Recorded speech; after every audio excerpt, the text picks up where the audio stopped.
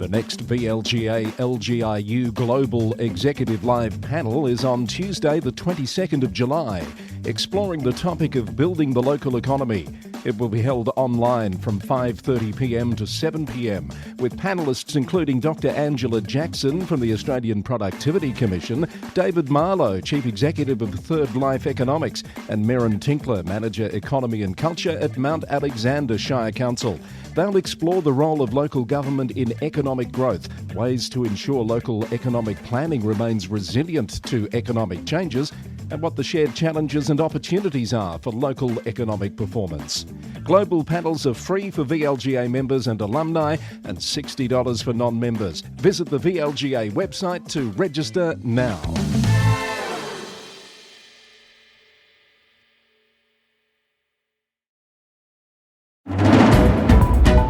A council worker wins an unfair dismissal case. A hard-fought win for Techno Park residents in Hobsons Bay. A controversial funding decision in Wyndham. The fields are set for 2 by-elections. A regional council's 0% rate increase. Historic $1 billion-plus budgets for 2 Queensland councils. A Tasmanian mayor describes the personal toll after a 5-year campaign against his council. A WA council to put its CEO position to market. And major structural changes flagged for councils in the UK. It's a bumper Friday edition of the Local Government News Roundup. Hello, I'm Chris Eddy. Welcome back to the podcast, brought to you by the Victorian Local Governance Association, the national broadcaster on all things local government, with support from Symphony 3. Simple, connected customer experiences. A Melbourne street sweeper has won an unfair dismissal claim after being dismissed by Darebin City Council for objecting to an acknowledgement of country at a toolbox meeting. The Australian reported that the Fair Work Commission has found that Sean Turner's comments, suggesting acknowledgements should be reserved for special occasions and that servicemen and women deserved recognition, did not constitute a valid reason for dismissal. Deputy President Richard Clancy determined the dismissal was disproportionate given the context of Mr Turner's comments. The council responded to the decision yesterday with a statement in which it said it respects the court process and the authority of the Fair Work Tribunal. It reiterated its unwavering commitment to a safe working environment, which includes physical, cultural and emotional safety. Mr Turner is seeking reinstatement, and an appropriate remedy for the unfair dismissal will be determined at a further commission hearing. The Age this morning reports calls from fast-growing councils in Melbourne's north and west for state and federal governments to accelerate transport infrastructure projects to address severe congestion issues in rapidly expanding areas. The Victorian Government's Northwest Strategic Assessment has outlined ambitious plans that include electrifying rail lines and extending metropolitan services, but Mitchell Shire Mayor John Dougal says action is needed immediately rather than in 10 to 15 years. In Melton, Mayor Steve Abushi told The Age that residents are waiting for infrequent trains that are already at capacity, which is impacting their daily lives. Critics argue that poor planning and ad hoc project development have led to vast areas of the city being underserved by public transport, while billions are being invested in other areas like the eastern suburbs. Wyndham City Council has made an unusual decision to fund private security patrols, but only for one suburb. The council voted on Tuesday to allocate $372,000 for a 12-month security patrol trial in Truganina in its annual budget. The Age reported that Liberal-aligned councillor Preet Singh, who campaigned on the security boost during last year's local elections, has championed the measure, citing community fears about rising crime rates. However, the decision is proving controversial, with several councillors concerned about the precedent it sets for use of council resources. A council spokesperson described it as a modest investment in the context of Wyndham's $800 million budget, and that the results of the trial would come back for further consideration by the council. The move follows a similar decision by Melbourne City Council in May to fund security guards for the CBD. Residents in Block 11 of Techno Park in Williamstown have received approval for their existing use rights application, confirming their legal residential status after proving continuous habitation for 15 years. Hobsons Bay Mayor Daria Callender made the announcement yesterday and said the council is still working with other Techno Park residents on the issue. The council is awaiting further applications following state government planning scheme changes implemented last year. Residents in the development, sited within an industrial zone, have been fighting eviction orders from the council since May of 2023. The fields are set for two upcoming by-elections, one in Darebin to fill a vacancy after the passing of long-serving councillor Gaetano Greco, and the other in Whittlesea following the voiding of the election result in Layla Ward by VCAT in May due to voting irregularities. There are 7 candidates in Darebin's North West Ward, and 11 will contest the Layla Ward by-election in Whittlesea, including Stephen Kosmeski, who was initially elected before the recent VCAT decision. Both by-elections are by postal ballot, with voting to close at 6 p.m. on the 1st of August. Horsham Rural City Council has voted to leave Wimmera Southern Mallee Development by June next year and reduce its annual contribution from nearly $240,000 to $100,000 for this coming financial year. Council-appointed Director, Councillor Cameron MacDonald, said the group was not aligned with council priorities and has expressed disappointment with the direction of the group. He said several other councils have either left or were considering withdrawing their memberships, including Northern Grampians Shire, which gave notice 2 years ago. The Weekly Advertiser reported that the council plans to bring economic development resources back in-house. Ballarat City Council has committed to a 0% average rate increase and implemented several initiatives to reduce financial pressure on the community in its new budget. The initiatives include rebates for low-income and pensioner ratepayers, free entry to some pools, extended library hours, and free community use of town hall facilities.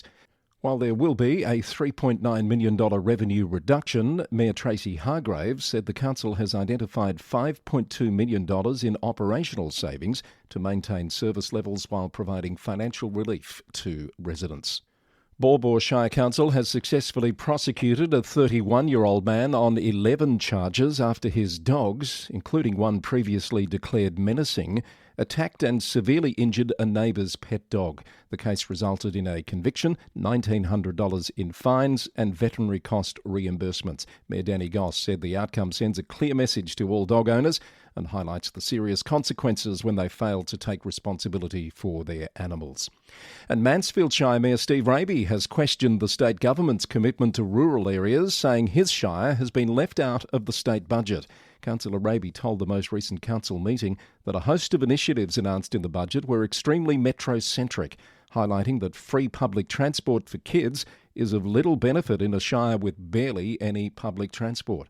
The Mayor also expressed disappointment that requested funding support for priority roundabouts and safer intersections was not included in the budget. Also making news, Knox City Council has adopted an electric vehicle charging infrastructure policy to expand the network across Knox and introduce charging fees at council's EV charges starting from the 1st of July. The City of Greater Geelong is seeking community feedback on the proposed sale of 6 surplus land sites across the municipality that are no longer needed for operational purposes. It says the sites are currently costing ratepayers to maintain without providing community benefit. The properties are in Corio, Bell Park, Bellpost Hill, Belmont, Drysdale and St Leonards. And more councils are releasing their community satisfaction survey results. Hindmarsh Shire says its survey shows significant improvements in overall performance, outperforming small rural group and statewide averages on all core metrics. At Horsham, the results show promising improvements in overall direction and customer service, with challenges in areas like community engagement and unsealed roads. And in Ballarat, the council's overall score is stable at 2 points below the state average. The council said the results show some notable advancements while identifying areas for future improvement. Ahead of more news out of New South Wales, here's a message from the VLGA. It understands the cost implications of the mandatory professional development requirements for councillors and councils across Victoria. To ensure all councils can comply with the mandatory requirements, no matter their size or location, the VLGA is offering a special councillor professional development intensives series. Partner with 3 other councils and save more than 50% off the minimum cost of completing all 13 modules in Year 1. The intensives will be held over 3 days, will include all 13 mandatory modules, are cost-effective, time-efficient and promote the benefits of peer-to-peer and face-to-face learning. In addition to the intensives, and in recognition that every council has different needs, the VLGA also offers bespoke training options, both online and in person. A faculty of facilitators will work with you to customise a program that responds directly to the unique professional development needs of your council, delivered in a way which suits you.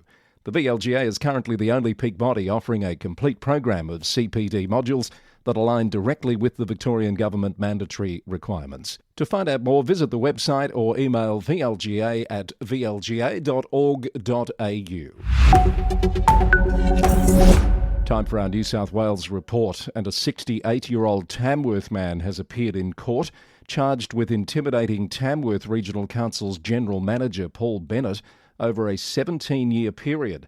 The Northern Daily Leader reported that Andre Fritz represented himself during the brief appearance, and the court entered a not guilty plea on his behalf. The intimidation is alleged to have occurred between March 2008 and February this year.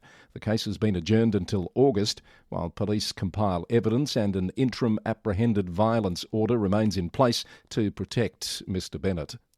There are important omissions in the New South Wales state budget, according to the Western Sydney Regional Organisation of Councils. WS Rock has raised concerns in the areas of waste management, resilient housing, disaster preparedness and local government sustainability in particular. The group says transport investments and the Fresh Start program for council skills are welcome, but says the $971 million collected in waste levy funds fails to address a looming waste crisis.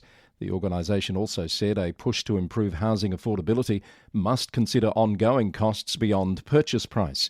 And it's calling for a greater focus on disaster mitigation rather than just emergency response. Kiama Council will resume issuing paper parking notices from next week, complying with new New South Wales government regulations that reverse the paperless system introduced in 2020. In the 2023-24 period, the council conducted 434 parking patrols, resulting in approximately $107,000 in fines. Mayor Cameron McDonald has emphasised the importance of respecting parking officers and following parking restrictions. Concerns about antisocial behaviour at a local flats complex will be raised with New South Wales Minister for Housing Rose Jackson by Dubbo City Council. The council resolved this week to approach the minister with its concerns about the impact of the behaviour around the Church Street flats on Dubbo's CBD. The council has also called for a report looking at the development of a local flag protocol.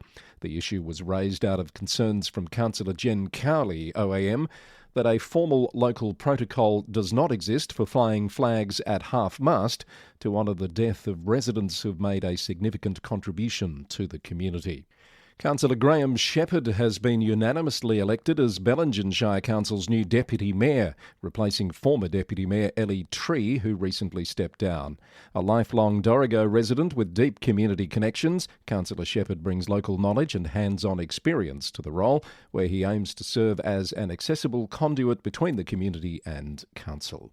And Bega Valley Shire Council has adopted a suite of planning documents that outline $331 million in investments over the next 4 years, focusing on water assets, sewer assets and general infrastructure, while operating within the 4.9% rate increase approved by IPART. The plans, which were developed with community input, address key priorities including housing, climate resilience and financial sustainability, though the council acknowledges ongoing funding challenges for maintaining its $2 billion in assets. The council has voted to exempt local not-for-profit organisations from fees and red tape when setting up fundraisers at community events, with event organisers now responsible for approvals instead, according to Power FM Bega Bay. Also making news in New South Wales, Canberra-based Phil Perham has been installed as interim GM at Coonamble Shire Council after the decision of Paul Gallagher to retire earlier this month. The Coonamble Times reported that Mr Perham has stepped into the position and will hold the role until a permanent replacement is recruited. Shoalhaven City Council has received a $76,000 EPA grant to combat illegal dumping, which has doubled in the region over the past 2 years. The funding will enable prevention measures, including installation of gates, CCTV cameras, educational campaigns and increased clean-up efforts. And landowners and residents of Parks Shire Council are being warned about green cestrum, an invasive and highly toxic plant that poses serious risks to humans, livestock and local biodiversity. The council is urging landowners to implement control measures, including herbicide treatments and mechanical removal, reminding them they have a legal obligation to control the priority weed under the New South Wales Biosecurity Act 2015. Let's check in on some Queensland news now. Logan City Council has passed the largest budget in the city's history at $1.2 billion. The budget is expected to increase typical residential ratepayer bills by $202 annually, with general rates and charges rising 6.42%. Mayor John Raven claims that internal cost-cutting measures, including scrapping the $445 community services charge and rejecting $32 million in new spending requests, have prevented a much larger 23.5% rate increase. Moreton Bay's budget is also a record, $1 billion, with $400 million allocated to infrastructure investment. $75.7 million is allocated across 3 years for Caboolture River Road in particular, for improvements that Mayor Peter Flannery said can't come soon enough for communities living around the major east-west connector. The Queensland Government says its new budget is the foundation of a fresh start and plan for Queensland's future. It's focused on enhancing water security through new infrastructure projects, cost relief for irrigators and a review of potential water sources in southeast Queensland. The budget allocates nearly $38 million for water projects and makes the Works for Queensland program permanent, with $200 million over 2 years starting in 2027-28 and $100 million annually thereafter. LGAQ, the state's peak body for councils, has welcomed significant funding for betterment and critical infrastructure, with $450 million allocated over 5 years for the Queensland Resilience and Risk Reduction program. It also noted the government has fulfilled election commitments to a $2 billion trunk infrastructure fund and doubled funding for the Residential Activation Fund to $1 billion to prepare land for housing. However, it says councils are disappointed with the reduction in advance waste levy payments, which will result in increased costs for Queensland households starting July 1. North Burnett Regional Council has announced plans to sell 15 properties next month due to their owners being in arrears on rates payments for more than 4 years. South Burnett Today reported CEO Craig Matheson's comments at a recent council meeting that staff had exhausted all options to get the overdue rates paid. The paper also reported that South Burnett Regional Council has finalised a list of motions to be put to October's LGAQ conference on the Gold Coast. Motions cover varied issues, including flying fox management, rural mental health services and policing initiatives. And Noosa Shire Council has passed a motion to encourage a voluntary industry-led transition away from single-use coffee cups after finding they comprise 20% of litter at Noosa Main Beach. ABC News reported the motion passed by a narrow margin of 4 votes to 3 and follows the example of Bermagui in New South Wales, where cafes joined forces to eliminate disposable cups in favour of a deposit system for reusable cups. More news from around the country. In Tasmania, the Mayor of Latrobe, Peter Freshney, has revealed the severe personal toll of what he describes as a 5-year orchestrated campaign against council representatives and staff, according to a report from The Advocate. Speaking at Monday's council meeting, Mayor Freshney delivered an emotional address, stating that anxiety and apprehension have become his constant companions and that unbroken sleep is now just a distant memory. The Mayor claims he's been subjected to multiple unsubstantiated code of conduct complaints, threats of legal action and personal attacks, including accusations of corruption and taking cash in brown paper bags. According to the council, the campaign stems from a 2020 incident where seasonal workers were evacuated from a shearwater property due to safety concerns. Local businessman Simon Baldock, whose company owns the property in question, has rejected the Mayor's statements and is seeking a withdrawal and apology. The council has pledged support for the Local Government Association's Lift the Tone campaign, which aims to promote civility in public debate. In South Australia, a motion for an independent inquiry by the Equal Opportunity Commissioner into the prevalence of harassment, including sexual harassment, in the South Australian local government sector has passed the Legislative Council. The Port Lincoln Times reported that the matter now needs support in the House of Assembly, with proponents hopeful it will raise awareness in the community and councils. The city of Salisbury has achieved the prestigious Excelling Welcoming City status, becoming only the second Australian council to reach the highest tier within the Welcoming Cities framework.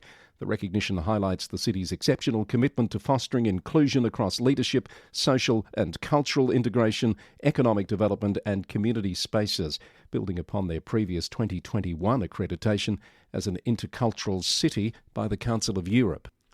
Joondalup City Council in Western Australia has voted to put its CEO position to market, and current CEO James Pearson has told staff he will not be seeking reappointment when his contract expires next March, according to media reports this week.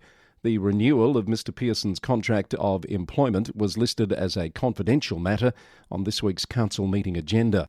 He joined the council in March 2021, moving from the Australian Chamber of Commerce and Industry in Canberra. He previously held senior roles in the private sector with Shell and Chevron, and for 6 years has taught strategy to MBA students as an adjunct professor with Deakin University. Mr Pearson's delegations were a matter of contention amongst councillors last year, when some sought to limit his delegated authority. Repeated attempts to do so were narrowly defeated in the council chamber. Meanwhile, the council this week adopted its budget with a 3.95% increase in rates. It's forecast an operating deficit of $12.8 million this coming year, leading to expectations of higher rate increases in future years, according to Perth Now. The City of Vincent has adopted its budget, which includes a 25% increase in rates for vacant landowners. The move is a bid to encourage development. Regular residential rates will increase by 4.5%. Perth Now reported that Vincent is the 8th lowest residential rating council in metropolitan Perth. And a motion to suspend e-scooter hire services in Geraldton was a non-starter at this week's council meeting.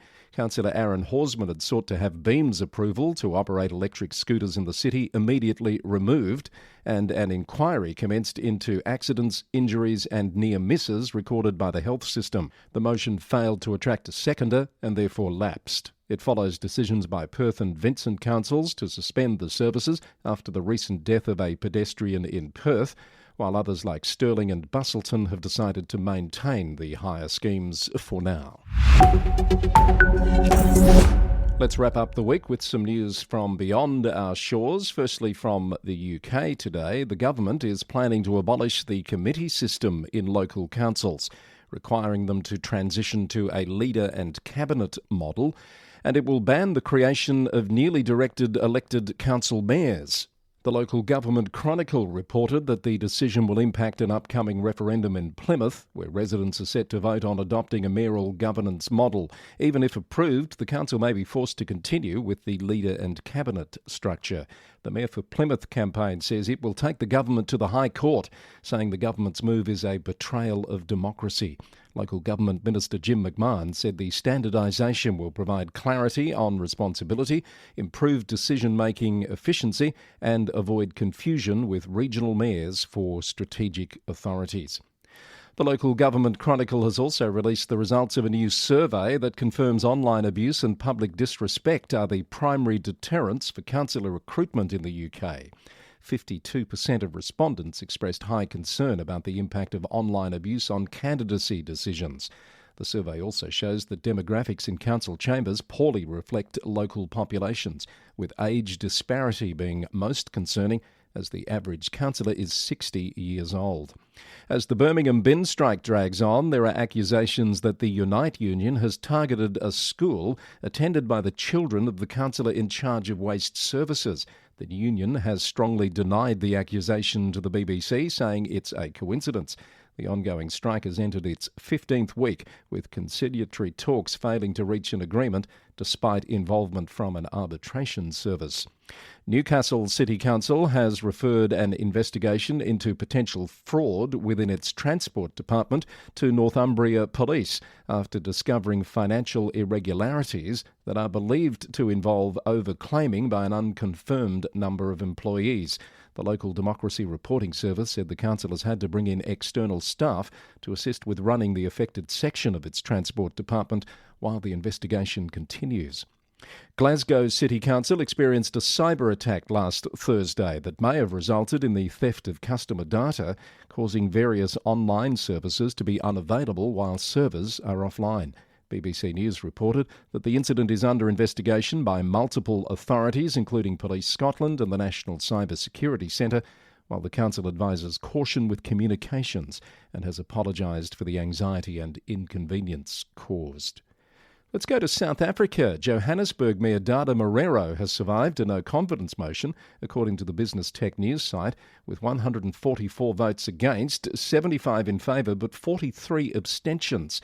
The city is facing severe infrastructure challenges, including 40% water loss and 35% electricity loss, contributing to poor service delivery in the economic hub of the country that generates 16% of its GDP. Recent leadership instability has exacerbated Johannesburg's decline, with President Ramaphosa himself expressing disappointment at the city's deteriorated state during G20 meetings. And in New Zealand, Invercargill City Council has voted against cutting ties with companies operating in illegal Israeli settlements in Palestinian territories, according to Radio New Zealand. Mayor Nobby Clark's casting vote broke a 6-6 tie among councillors. The decision stands in contrast to actions taken by other New Zealand councils, including Nelson, Christchurch and Environment Canterbury, which have adopted similar spending bans targeting companies listed by the United Nations Human Rights Council. And in Christchurch, the City Council is proposing 2 new rebate schemes to encourage development in the central city, one for expired existing demand credits for buildings not demolished within the 4 avenues and another for residential developments of at least 6 stories. The schemes aim to support the council's goal of having 20,000 central city residents by 2028. There are currently an estimated 9,160 residents. The schemes would remain in place until June 2027 or until their respective funding limits of $5 million and $2 million are fully allocated.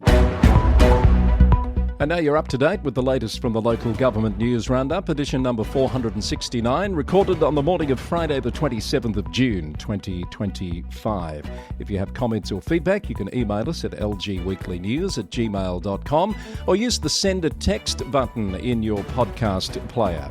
Coming up on Monday, Bonnie Shaw, the Chief Innovator in Residence at the MAV, will join me to talk about the exciting new Innovation Awards for Victorian councils. The Local Government News Roundup is brought to you by the Victorian Local Governance Association with support from Symphony 3. It's recorded on the land of the Wadawurrung people in the city of Greater Geelong. I'll be back with more news on Monday. Until then, have a great weekend and thanks for listening. Bye for now.